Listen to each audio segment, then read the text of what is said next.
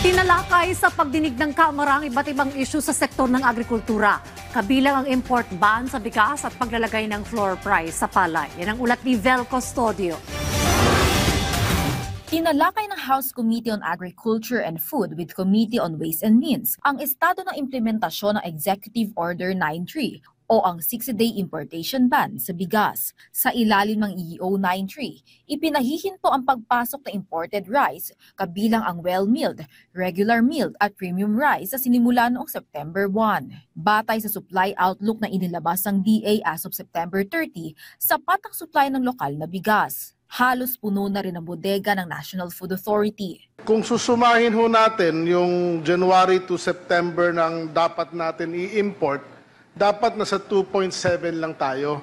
Pero na-import natin is 3.5. So we are 800,000 tons in excess. Tama-tama ho na pinutol ng ating presidente yung importation na initially, ang in-announce lang natin 60 days. Inanunsyo ni Department of Agriculture Secretary Francisco Chu Laurel Jr. sa pagdinig ngayong araw na i-extend ng hanggang sa katapusan ng taon ang importation ban sa bigas. Pagtapos ito, target na ng ahensya at ng komite na maitaas ang taripa ng imported rice. Upang maibalik sa 35%, 35%, ang dating taripa mula sa kasalukuyan 15% or 15% bilang proteksyon laban sa biglaang pagdagsa ng mga imported na bigas. Pero kung hindi matatapos ang pagrepaso dito ngayong taon, diskarte ng DA na buksan muli ang importation sa Enero na maipasok sa bansa at ihinto muli ang importation sa panahon ng anihan.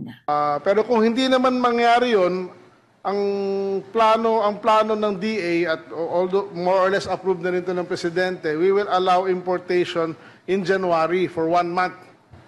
Tapos February, ikakat ulit hanggang April.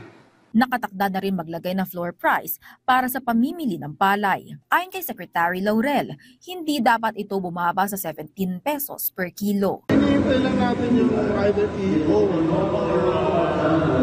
order to the President. Yung 70 naman na sinasabi natin is the minimum. So it doesn't mean na yun na yung floor price.